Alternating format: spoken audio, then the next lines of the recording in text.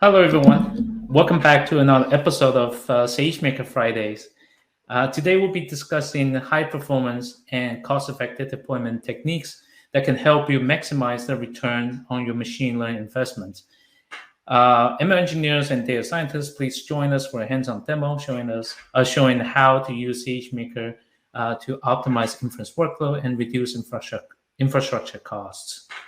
My name is Michael Xie.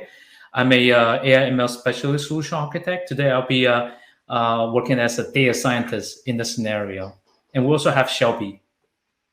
Hi, I'm Shelby Eigenbrod. I'm an ML specialist solutions architect at AWS. And today I'm going to play more of the ML ops lead or infrastructure DevOps type of scenario. Great. So in terms of model deployments, Shelby, do you want to share some of the biggest challenges you have seen from customer in terms of model deployment? Sure, yeah. So I guess to start with, right, we always kind of recommend and lead with choosing an option with low operational overhead and low management. So choosing a managed service like Amazon SageMaker so that you're not managing the underlying infrastructure itself. And then in terms of using SageMaker and the different modes of deployment that we offer, we recommend making sure you choose the right deployment option based on your workload characteristics. So, does this require real-time predictions, low latency? You also have to look at your workload requirements. So is the prediction response time expected to be within milliseconds consistently? So between the characteristics of your workload and then the requirements that you have for inference, you need to choose the deployment option that is most performant from not only a cost perspective, but also a performance perspective. So sometimes here there's a trade-off, right, between cost and performance. So knowing how to optimize your deployment options for cost and performance, as well as optimize within those different deployment modes is key. Yeah, and also for data scientists, as we often need to train models, evaluate models, and there might be also use cases we need to use the models against large data set. We often struggle to evaluate, using to run these scenarios against large data set that can be even in gigabyte size or even larger. And we often get out of memory if we are using a notebook on SageMaker Studio by choosing the instance type. And we have to choose the instance type very carefully, even in that case. And also, if we use a much larger instance size that is capable of running a large data set, we often get yelled at for consuming such large and costly instances by our management. So it's a really tricky situation, even for data scientists. Most definitely, and nobody wants you to get yelled at all. So let's go ahead and unpack some of the SageMaker model deployment options that we have. And there's really 4 key options here. So we're going to go through each of these left to right at a high level, and then we're going to dive deep into each one of these and show you some use cases around them, as well as how it works within each deployment option on SageMaker. So to start with, there are 4 deployment options, like I mentioned, and the choosing these different options is really what helps you allow you to meet the needs of your workload, but also optimize for performance and cost as well, based on those characteristics. So Michael and I, again, we're going to talk about each of these in more details, but kind of high level, going left to right. If you have spiky or intermediate workloads, but you really need to still interact with an endpoint using HTTPS real-time prediction request response models, you might want to look at serverless inference. Now, if your workload is, consistently requires low latency, high throughput volumes with an HTTPS real-time endpoint to send requests and responses back, with those super low millisecond time responses back, you might want to look into real-time endpoints. And also oftentimes, especially for computer visions or natural language processing use cases, your input data is considerably larger than max payload allowed in serverless or real-time endpoints. Or the processing time that is much longer than 60 seconds. It is challenging to make inference effectively using serverless or real-time. We do have asynchronous inference in this case, that is purposefully built handle such use case when the data set is much larger or processing time from the model is much longer. And also fourth type, the fourth mode, batch transform, is for ad hoc scheduled jobs that do not have real-time response requirements. And it's well suited to run inference on large data sets in gigabytes or even larger. And especially this has a batch transform has meaning batching agent that will help you slice and dice the data to process for a long running time. And so even with the max payload size with 100 megabytes. Perfect. So that's being said, let's go ahead and dive into our first use case. So I'm going to swap over to our first use case here. So we're going to talk about a fraud detection use case. And we're going to talk a little bit about how this workload, how the company changes as we go through this particular example between serverless inference and real-time endpoints. But let's start with, we have a small local insurance company. They want to be able to detect fraudulent claims. So here, let's assume that our claims are submitted by local agents inside the field. That number and the frequency of claims that are submitted is, throughout the week, it's intermittent, it's spiky. And then we're also not as concerned necessarily with having consistent millisecond level response. We can tolerate some warm starts or cold starts there as well. And for this purpose, we're going to be using, through these different scenarios across serverless and real time, we're going to be using a simple XGBoost regression model that detects the probability of whether a claim is fraudulent or not fraudulent. So kind of based on these characteristics, Michael, what do you think might be a good deployment option on SageMaker? Yeah, because I think this the frequency is unpredictable and it might be intermittent. I think serverless inference may be a good fit because it meets performance and response time expectation, and it's going to be cost optimized for this local insurance company. Perfect. Great lead in, as usual. So let's look at serverless inference in terms of how it works. So we've determined serverless inference is probably a good fit for this particular use case. And let's look at how it works. So there's basically 3 steps across deployment options where you're preparing your model, you configure your endpoint, and then you deploy it. So with serverless inference, you prepare your model. Now, preparing your model is going to stay the same across all 4 scenarios. But with preparing your model, you're basically packaging it for deployment on SageMaker. So to do this, you're identifying where your model artifact is at. So the S3 location of your model.tar.gz, so that model artifact. You're identifying the location of your container image, and you're also identifying the IAM role as well. And then you move on to the second step in the process, which is essentially configuring that endpoint. So configuring that endpoint takes the data from that prepared model, but it also adds a couple additional configuration options. And these do change across the deployment modes. The underlying API remains the same, but if we look at serverless inference, we're going to see one item in particular that we're going to select is our memory selection. So with serverless inference, you're not necessarily identifying the underlying compute or the ML instance type because it's a serverless environment. So here you're only identifying the memory that you're going to need. And then finally, the third step, deploy. So this is where you actually deploy your serverless endpoint. And this is kind of a high-level architecture of what that looks like and what automatically gets spun up for you behind the scenes.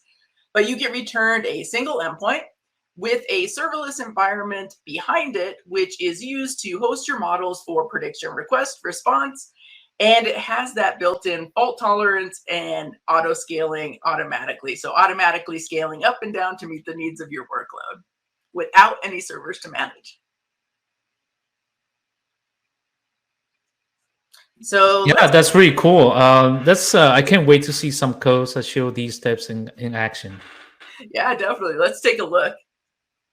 So in these first few steps, we're just doing some general setup, kind of going to breeze by this, but you'll notice we're just kind of importing some of the normal libraries that we would use for interacting with SageMaker APIs. We're importing Boto 3, which is the AWS Python SDK. We're importing SageMaker. So we'll show you some examples between using the AWS Python SDK Boto 3 as well as the SageMaker SDK. Same interaction with the underlying APIs, just different layers of abstraction. We'll also set up, our buckets that we're going to be using for this, the execution role, and also setting some variables in terms of, the model URI. Because in this particular case, we're going to start with a pre-trained model, since this is a deployment-focused session. So you can see here, we're identifying the location of our pre-trained model, which is that model artifact that you're going to use when you prepare your model package. So let's start with that first step that we looked at. So in this first step, again, you're preparing your model. So inside here, we're going to indicate the location of the image.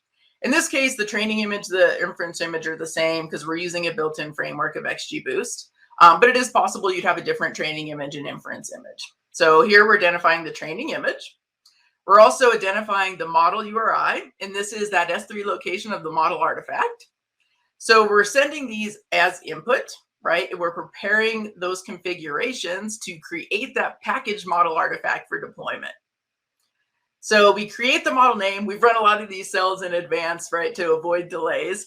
But you can see the output here. We successfully created that model that's ready for deployment. And then our next step, we move on to step 2, is setting up and configuring the endpoint. So when we configure the endpoint for a serverless endpoint, there is, we're using the same create endpoint config here across deployment options when we're using Boto 3. But you'll notice for serverless config, we do have a special set of parameters and configurations. So with serverless config, like I mentioned before, you're basically inputting your memory size in megabytes, which you can see here.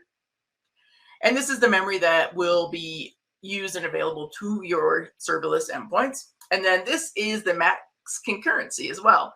So these two are very specific to serverless endpoints, and max concurrency is the maximum number of concurrent invocations for a single endpoint. So once we've created that endpoint configuration, we're then ready to go ahead and deploy that serverless endpoint. So with this, we're just saying create endpoint, same exact API, underlying API that you're going to use across the deployment modes. But you'll notice, well, for deployment modes for serverless inference, real-time endpoints. But you'll notice here that all we're doing is referring back to the endpoint config, which has the information on that prepared model, and then just deploying the endpoint. And then SageMaker takes care of spinning up that architecture that we saw before, where we have our endpoint and then the back-end serverless compute environment for hosting your models. So here we wait until it just becomes in service. The amount of time it takes to be in service really depends on the model itself, what you're loading into it, the container image that's being used for inference. But once it is ready, it's showing in service, like as you can see here. It's ready to go ahead and send predictions to it. So let's look at how we invoke that endpoint. So here we're going to show an example using the runtime client, and this is invoke endpoint. We're going to pass in a simple payload, just one payload.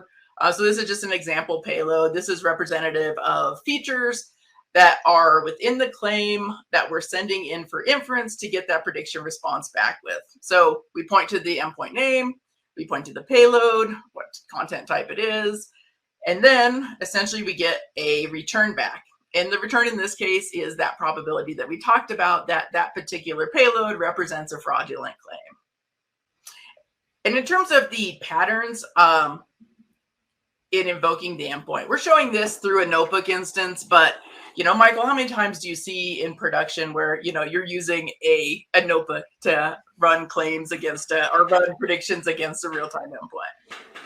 Yeah, sometimes, but this I understand that the model should be deployed into applications, but really for data scientists, primarily we use in the notebook. But how exactly are the ML ops, or how are the models being deployed or implemented into the applications? Yeah, and it's a good point, right? You may do some of this inside your notebook. Typically, when you actually deploy it and you're supporting kind of a business critical function, customers are typically going to create an API similar to what we do with our AWS AI services, but something that you can be easily used and incorporated and abstracted at a level that it can be easily incorporated into the integrating machine learning client applications, whether it's internal applications or external applications. And then you can also, it's going to automatically scale, of course, based on the needs of your traffic coming in. What about the next use case? where it seems that the workload characteristics is changing a little bit. Perfect. Yeah, great lead in as usual. So let's assume our workload, our business has changed a little bit. So assuming our workload, our business has changed a little bit, we're going to assume that in this case, our local insurance company now has some regional expansion. So we're not only located in one state, we're now a regional company with different branches in other states within the region. And not only are we moving from a model where before only the claims were submitted by local agents in the field, we also are now going to allow our customers to directly online submit their insurance claims. And in this case, we want to be able to predict quickly within milliseconds whether that is potentially a fraudulent claim or not a fraudulent claim. And we expect that traffic, the prediction traffic, to be more persistent now that we've opened it up to customers, to local field agents, and the ability to submit quickly online there. And now that we also have customers, we want to make sure that we are able to consistently have that prediction response time within milliseconds. So based on these changes, what deployment mode would you suggest, Michael? Yeah, it seems that right now it's given that the business has been expanded and more claims are coming in different time. We might need to establish a real-time endpoint. But what are some of the differences in how you would set up and configure a real-time endpoint compared to a serverless one? Great lead in as usual. So yeah, let's dive into, like you said, this is a great use case for real-time inference because we need those consistent millisecond level prediction responses back. And this shows these steps. So you'll note again, step number one stays the same, right? You're preparing your model, pointing to the model artifacts, the container image, and then the IAM role. And then the second step stays the same, but you'll notice we have different inputs here for the real-time inference. Before with serverless inference, we had memory primarily, right? But now we have our compute in compute selection, essentially. So identifying what types of instances we want to use, how many instances that we want to use to host this model for real-time prediction. We'll also specify within here any auto-scaling policies, right? Because we want to be able to auto-scale up and down to meet the needs of our workload so we're not sitting on a bunch of underutilized compute. So with this, you'll notice once you hit deploy, so it's going to essentially deploy out an architecture that looks really similar to what you see over on the right-hand side there. And this will show an example where we have specified at least 2 or more ML instances. So you see 4 here. So with SageMaker, if you specify 2 or more, it's going to automatically deploy those across availability zones for you in that region, which is great for fault tolerance. Also, it's showing an auto scaling group, but here as well. So you have that endpoint, but you're able to auto balance or auto scale to be able to increase and decrease the compute that's used behind your endpoint automatically with your customer demands. So let's look at our options, right? So we decided the needs of our business and our workload has changed. So what we can either do is take that previous endpoint, the serverless endpoint that we created, and convert it to a real-time endpoint, or we could also create a brand new endpoint configuration and just create a new real-time endpoint, and then eventually terminate that previous serverless inference endpoint. For the purposes of our use case and our discussion today, we're going to kind of show the process that you would use to convert that existing serverless endpoint into a real-time endpoint. So again, we start with the same. We already have our model package from those steps above. But what we're going to do here is we're going to create a new endpoint configuration. So you'll notice with this particular endpoint configuration, it looks a little bit different, even though we're still using the same underlying, create endpoint config. But the difference here you'll note is here we're specifying an instance type. So we're specifying the underlying compute that we want to use to host. We're also specifying the number of instances we want. Again, here we're using 1. If we specified 2 or more, SageMaker would automatically place those across availability zones for us. But for this discussion, we're just going to go ahead with 1. So it's going to create that endpoint config. And then what we're going to do is update the existing serverless endpoint to use that new config. But before I do it, I just want to prove, there's no funny business going on.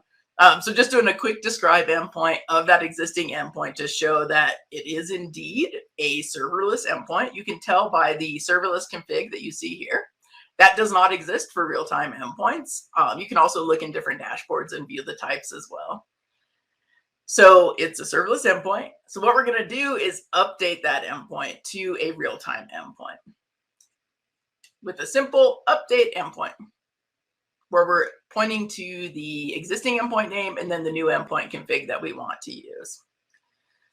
Then we'll move on, wait for that endpoint to reach an in-service state before we're going to describe it and show you that it has indeed converted over to a real-time endpoint.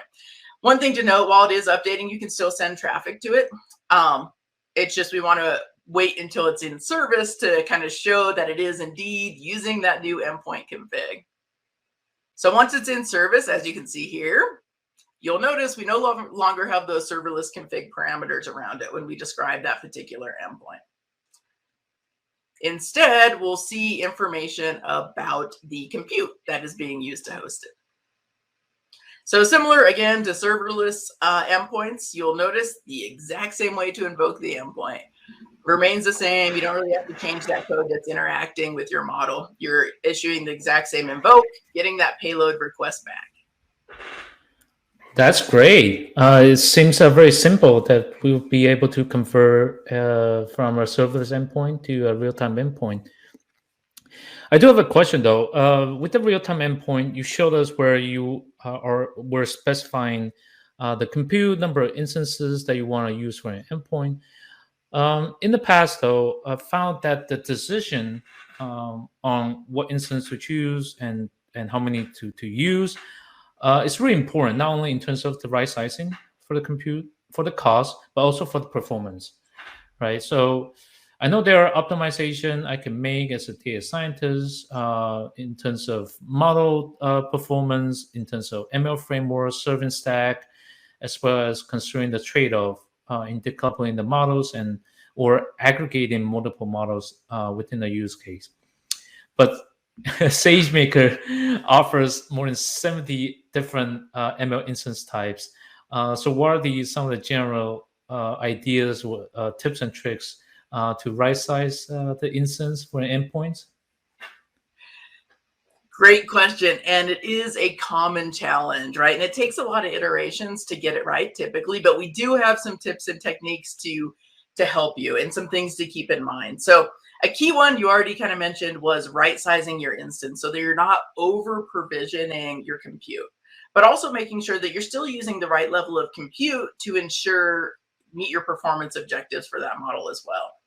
So here you really have to evaluate those trade-offs like we talked about before between latency, throughput, and cost, and really select that optimal deployment configuration that meets the needs of your workload.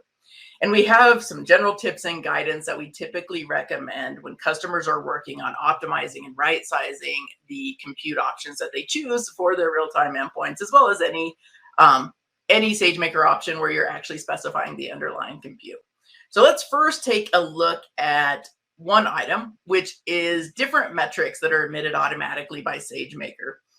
So let me move over to the CloudWatch dashboard. So SageMaker automatically emits some metrics to CloudWatch that can be used in right sizing as well as determining and helping you adjust some of those auto scaling policies as well to meet the needs of your workload.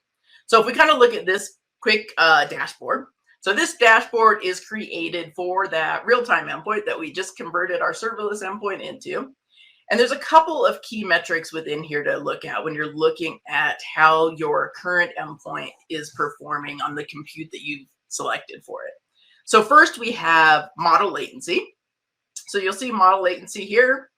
And model latency, this is a good metric to track because what it's looking at is the time it takes for a model to respond. So this includes the time it takes to get a response from the container of the model and the time taken to complete the inference in that container. Another key metric here is overhead latency. So overhead latency is a little bit different because this also includes the time it takes to respond when that client request comes in to the time it takes for that client response to go back out. So these are good metrics to monitor. You'll also see here some general instance metrics as well. So these are things like CPU, GPU, memory, disk utilization. And what this allows you to do, it helps you determine if you're using the right type of instance, right? Is it compute heavy? Is it memory heavy? As well as the right number of instances. You can kind of help tweak some of your auto scaling policies using a lot of these metrics, including invocation metrics, right? Get an idea of how often is your model really being hit over time. Like what are the peak workloads? What are the low? That helps as well in determining some of those auto scaling policies that become important. Yeah, I gotta say this dashboard is sleek, and this is so great. And also one thing to be one thing that is useful to know is that for all 4 different SageMaker deployment options, there are similar metrics, and there's some additional for other type of deployment options to help with the cost and performance optimization. Definitely, great point. Yeah. Take advantage of the metrics that are automatically emitted to help right size those instances and make sure you're able to kind of meet some of those cost and performance aspects of the deployment option that you choose. So, and this brings us to another item, right? We talked about auto scaling, but one of the other things that we recommend typically is load testing as well. Yeah, I know that there's inference recommender in SageMaker where you don't even have to set up a load testing environment, which can be very, very complex, and it will give recommendations specific to SageMaker ML instance types. Once again, a great lead-in. So definitely, Inference Recommender is a managed service within SageMaker, and it allows you to automate load testing and model tuning across the variety of ML instances, right? You mentioned over 70 different types of ML instances. So it allows you to automate that across the different options that SageMaker provides in terms of the underlying compute that you can choose. And it's pretty cool because not only will it provide recommendations, you can see here on the screen that it also allows you to adjust based on what's most important to you and your business requirements and your workload. So, if you want an even mix between cost, latency, and throughput, here's a recommendation for an MLC5 extra large, which is, if you remember, this is different than what we're hosting on now. But let's say that cost is more important to us than performance. So if we change it to high performance, it's going to then recommend MLM5 large. So a more cost-effective option, but less performant. So it really allows you to kind of balance and determine those trade-offs of what is important to you and your workloads. Yeah, I love the ability to be able to decide which is important to us or to a company or to a customer, and with each trade-off. And I can see how that would reduce the iterations for us if we want to do the load testing or do a right sizing or find out the best optimal options for us. Yeah, definitely great point. Because like you mentioned, if you can absolutely use the CloudWatch metrics, but if you have to, try a bunch of different iterations, this helps provide an additional kind of shortcut to give some recommendations, continue to watch your metrics over time. So let's talk about, I know we spent a lot of time on real-time inference, but it is the one where a little bit more complexity comes in. It tends to be one of the ones where we're really focusing and helping customers on optimizing for cost and performance. So let's walk through one more particular scenario within our little company here and talk a little bit about an additional feature or capability within SageMaker that you can look at for cost and performance optimization with inference. So in this particular case, let's just assume that, again, our workload characteristics have changed where we found that it's more effective because there's different features that are impacting at the state level to have state models, right? So essentially we're having a single model per state. So we have one for California, one for Nevada, one for Utah, that's really optimized to predict the probability of fraudulent claims within a state. So now we have multiple models. In this case, maybe each model doesn't necessarily have enough utilization on its own to host behind a single endpoint, or it's not really cost effective to do that. So what you can do here is essentially take advantage of what we call multi-model endpoints. And what this allows you to do is host multiple models behind a single endpoint. So that way you're able to kind of maximize the utilization of your existing endpoint and not pay for under provisioned compute. And you can deploy tens of thousands of models on these. You could use it per zip code. We have different use cases around this where what it does is allow for a lot of those models to be deployed in a really cost-effective way. So let's go through how this one works. Same steps again, prepare your model. But you'll notice in this particular case, before the examples that we were showing, that we're using Boto 3, which is the AWS Python SDK. In this case, I'm just going to swap over to the SageMaker Python SDK. You can use both, still interacting with the same underlying APIs, but the SageMaker SDK abstracts some things, right? Like combining different steps for you, abstracting it a little bit at the higher level to make it easier to use. So in this particular case, we're using multi-data model within the SageMaker SDK. So what this is doing is specifically made for multi-model endpoints, multi-container endpoints. And what it allows you to do is essentially, before when we were specifically pointing to a model.tar.gz in an S3 bucket, that was one model. So what we're going to do here is we're actually pointing to a bucket that contains 3 different tar files, so 1 per state. So it allows us to bundle those together. In this case, we're going to use the same training image, or it's actually the inference image in this case. But you can also mix here, right? They don't necessarily all have to share that same image. In this case, they do. So we're using this to actually do 2 steps. Because we're using the SDK, it's abstracting the steps to prepare your model and configure your endpoint into one simple configuration here. So in the next step, what we're going to do is then deploy that endpoint. So we're going to deploy it specifying that previous configuration, the multi-model endpoint configuration. We're going to specify the type of compute we want to use. We're going to do it across 2 different instances and essentially deploy it out using the same deploy function that's executing, create endpoint behind the scenes for you as well, if we looked at the Boto 3 equivalent. So once that is actually deployed, you can use list models. And you'll see here that if we list models are on this endpoint, so this is showing us the models that are available on the endpoint. We now have 3 models available for use on that endpoint. And then for invoking the endpoint, it looks largely the same, except there is an additional parameter that you send in on input, and that is the target model. So here we're specifying which target model we want to use, whether it's California, Nevada, and this can be done within your client applications that are then integrating with this model.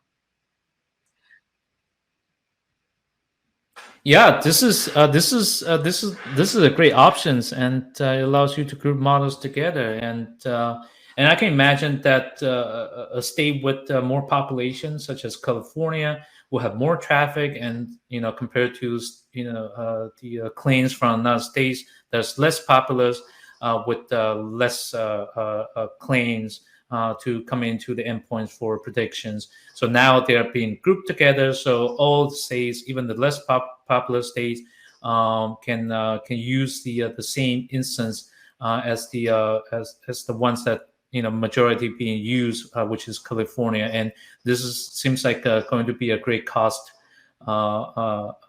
saving option. Yeah, definitely, because you still get the same advantages of that millisecond, level response time. But like you said, a great cost-effective option to also maximize all that compute that you have behind your endpoints.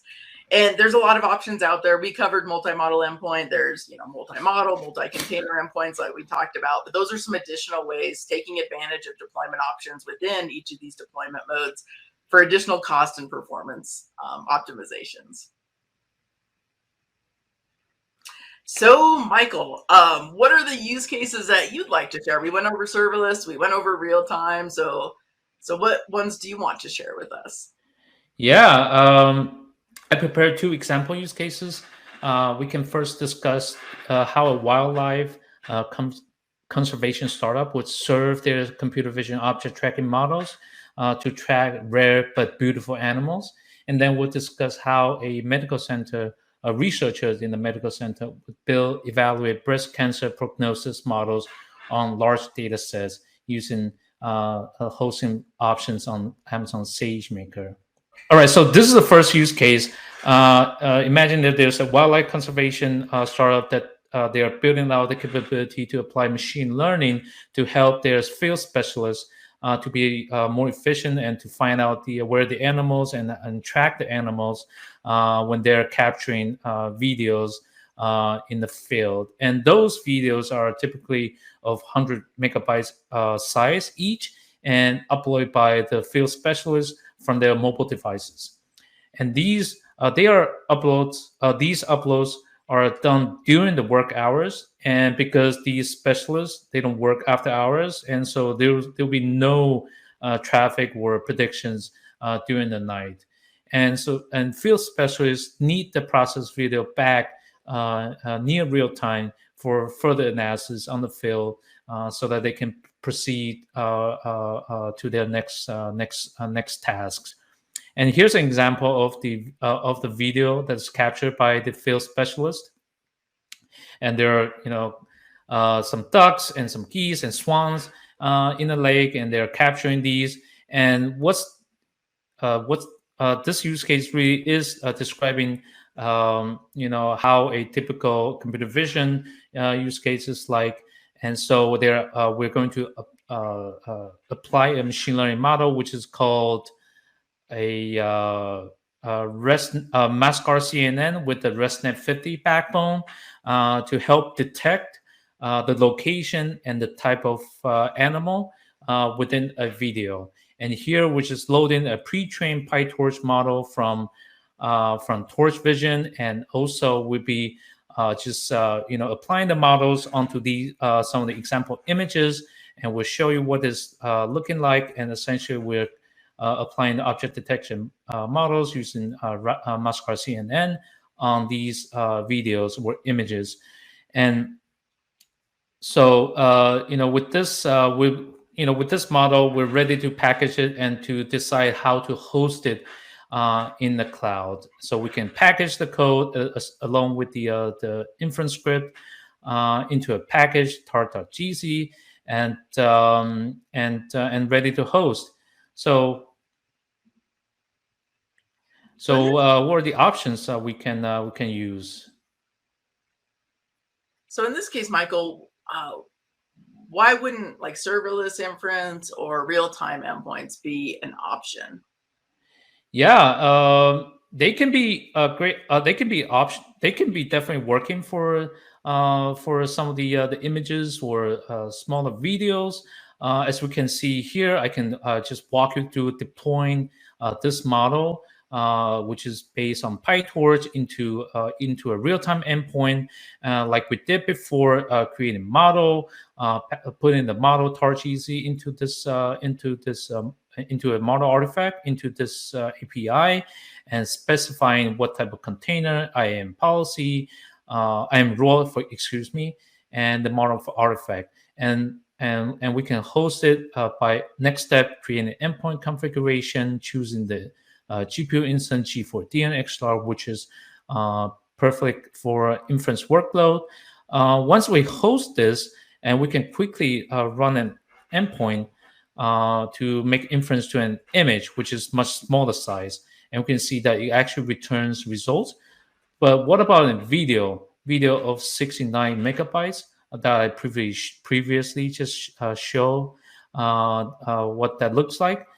It actually will fail, and this is really because of the size of the video is way exceeding the payload limitation from the real-time endpoint. But what we do have is asynchronous inference option from SageMaker. So the way to set up asynchronous inference, again, asynchronous inference works with much larger data sets, much larger payload, up to 1 gigabyte. So this will become perfect for this use case. And the way to set it up, like real-time or serverless endpoint options, is to configure or to prepare your model, which we did, and configure an endpoint, which is including preparing the model, also the compute and choosing the right compute and GPU instances. And then we'll be setting up the concurrency, which means that we can decide how many requests per instance can handle. And what's neat about asynchronous inference is that given that the runtime may be longer, so async inference also integrates with simple notification service to provide you a notification when the job finishes, either successfully or with a failure. And also, asynchronous inference works with auto-scaling policy, so you can auto-scale your asynchronous inference fleet to meet the demand of your from your traffic, and also what's important here is the auto-scaling policy also supports for asynchronous inference to scale down to zero. We mean zero instance behind endpoint. And remember, the field specialists in this use case will only upload videos during the work hours, but not after hours, right? So the startup don't have to worry about burning money on idle endpoints during the night. So in the diagram on the right side, we can see that instead of just invoking the endpoint with the payload, we first upload the videos into Amazon S3 bucket, and then we invoke endpoint, and the SageMaker asynchronous endpoint would then use the internal queue to send the request to an instance that is capable of taking the request.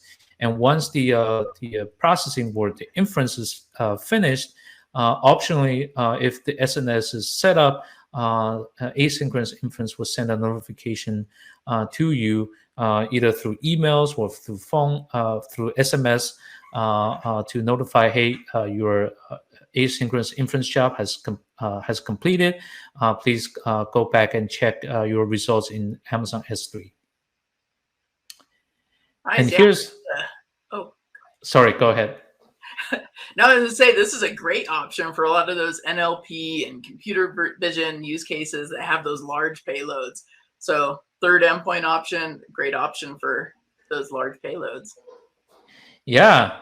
And in terms of how it works or how to deploy it, it's going to be very similar to the options that we have discussed, but with additional setup because of the additional features such as notification support. So we can set up the SNS topics. We can create topics for both success or for error executions, and also we can set up the subscription to subscribe your email to this notification topics or your mobile phone for SMS notification.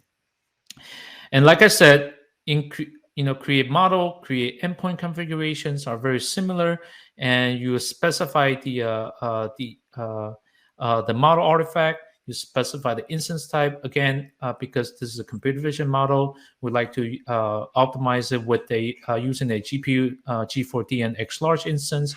Initially, we just want to have one instance, but we can scale up with the auto scaling policy. An additional flag here is asynchronous inference configuration, where you configure the output location for your process data or your prediction results, and also your notification, SNS notifications.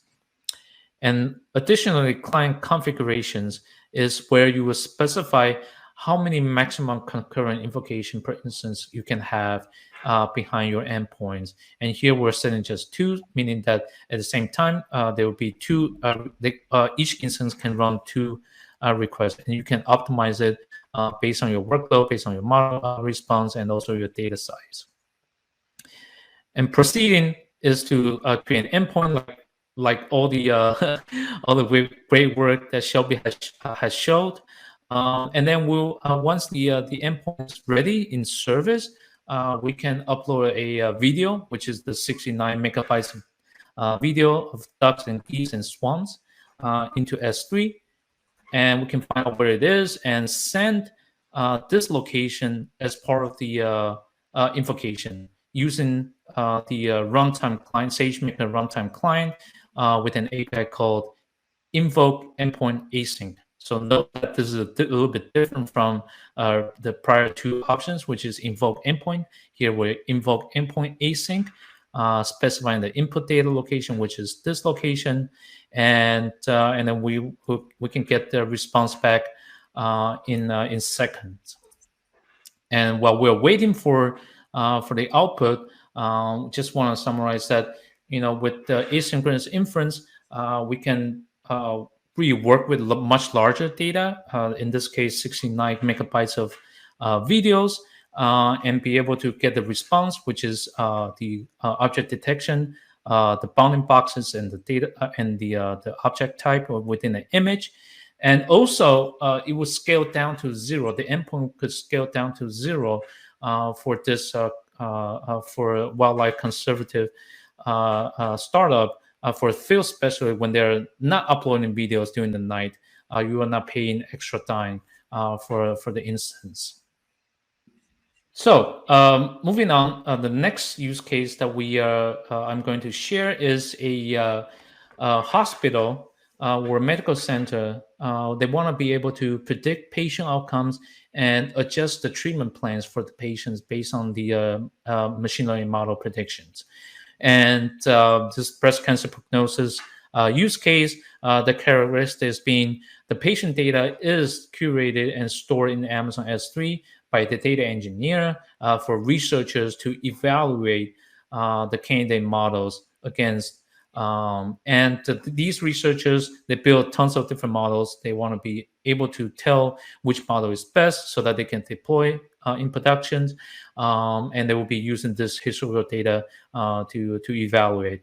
And these researchers, they can wait for the evaluation. They can do other analyses while the inference happens. So even though everyone wants results back as soon as possible, but it's really not the end of the world if the response doesn't come back immediately. And the best model then will be applied on new patient data set monthly to help the clinicians and care providers to decide if there's any adjustment needed for the treatment plans. And given this scenario, actually what I've seen customer doing is they will stand up also a real-time endpoint for model evaluation. And actually it is a costly decision.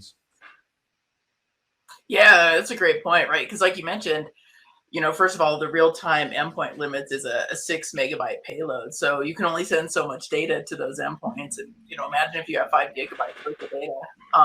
There's a lot of code that you have to put on top of that to chop it up, feed data to the endpoint. And, that level of response isn't necessarily needed in this case. And I've also seen, like you mentioned, standing up an endpoint, but sending the same prediction request in to get the response back. Like you can always store these results, and it's pretty common, right, to store the results of even async inference and batch inference into a persistent database. If you need to kind of keep going back to those prediction results with reporting or even ad hoc. Yeah, lots of additional work if you're going that route. And also, even though we always want to see the model evaluation right away, we have the urge of getting the results and right away. But real-time response isn't really a requirement because it's for internal evaluation purposes, and also if deployed in the future, it's going to be done on a monthly basis. On top of that, if you're using real-time endpoints, you have to manage the shutdown of the persistent endpoint if you don't need during the time that you are not making any predictions, right? So if you are cost conscious, these are some of the points that you have to consider. All right, now as a data scientist working in a notebook environment and build a model. So just looking at the data, this is a breast cancer Wisconsin diagnostic data set. And looking at data, we have a typical data frame loaded from a CSV file with the patient ID and feature space, and also the diagnosis as ground truth. And we can build and train a machine learning models using XGBoost. And by using XGBoost, we train using SageMaker training capabilities, where we can train a model using within the SageMaker Python SDK under the variable or class called estimator. And once the training job finishes, for a data scientist, this will be the time where we can decide how we want to evaluate against a historical data sets. And by using batch transform, and essentially this is how it's going to work. And first of all, we have to prepare the data, prepare the machine learning models like we did before as well. So the model artifact, the content image, I enrolled, it's all there. And with this Python SageMaker Python SDK, when you train the model using the estimator, all these are already there. So next step is to configure a batch transform job. And so here you will select the compute instance type, GPU or CPU, how many CPUs you would like to have. Next is to configure what are the concurrency and batching strategies. Batching strategy, if I mentioned before, in SageMaker batch transform, there's an agent that is doing the mini batching for you from on a given CSV data sets.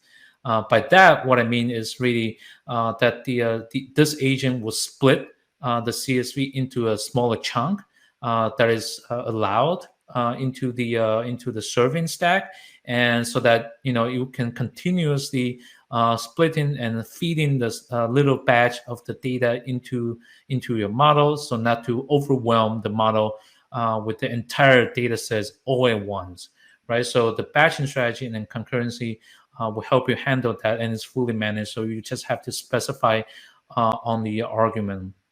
And also, last but not least, you have to configure the input and output data, and also optionally you can associate both the input and output data together, so that when you are analyzing the output from the batch transform, you have patient information or more information that you need to have along with your model predictions. And this will be illustrated with the architecture diagram on your right side, where your ML instances is being stand up when you launch a job and takes the data from S3. The agent that does the mini batching is within the container that is doing the things within the batch transform job that feed the smaller chunk of data to your model in sequence, and also in parallel if you set a concurrency, and also output the data into Amazon S3. All right, so moving on, let's see. This is how it works, in the diagram. But how does it work in the code? And remember, we're using typically data scientists use SageMaker Python SDK to train a model, and starting from there, we can take the estimator, which has the model artifact and IAM policy, all that information already. We can call an API transformer to set up a batch transform job. And within there, we specify the type of instance, ML M4X large, and the number of instances. And what SageMaker batch transform is going to do is to send up this compute cluster within one instance, and does the model inference and shuts down the instance all for you without you to actively manage the compute resources. And then we call the transformation, and by specifying the input data location, and we say that this is the of CSV type, and we would like to split. And this is where the batching happens. We'd like to split the data because this is a CSV file. We can split the data by lines, and the mini batching would feed make the model busy by chopping the data into small chunk and feed the data into the model. And this would take some time depending on how large your data set is, and how you what type of compute instances you specify. But once the job finishes, we can take a look at the results with all the default options. And by default, SageMaker batch transform would get the model prediction directly into a into a CSV, into a file. In this case, we can see and load that output file into a data frame and see the model prediction, which is the probability for a patient to have a malignant or benign cancer tumor in this data frame. So this is great, Michael. I'm wondering, so I see all the probabilities here. How do I know which probability goes to which patient ID that came in on input? Yeah, that's a great question. So with batch transform, you can also join the input and the prediction results. So depending on your use case, you might want to analyze the whole feature space and also probability together, the model prediction together.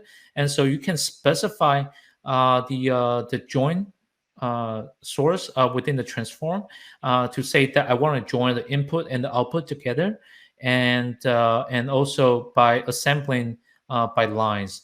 So basically, to assemble all the data together into one CSV by lines, and you can also filter the input. So take out redundant information or not things that you don't need from input, and only take the ones that is needed. And for example, here we're omitting the first row index from the CSV and just take the starting from the patient ID and also the feature vector and join that into our output model predictions. And this is the end results. We'll be seeing the patient ID and the feature vector is joined all together with the model probability output in the last column. And if you don't want all the feature vectors in here, we can also further filter the results, further filter the input and output to create another variation of the output by having additional output filter, and also clearly specify, or having a different definition of input filter. We'll be able to get a much cleaner output results, which is just patient ID and the probability from model output. Yeah, that's a great feature, being able to kind of join that prediction request data with the response data to, just automatically, to avoid any additional post-processing or data aggregation that you have to do to join those two together. Yeah. So in this use case, with batch transform, a data scientist can run multiple transform jobs simultaneously to evaluate candidate models. Let's assume that there are 100 different models.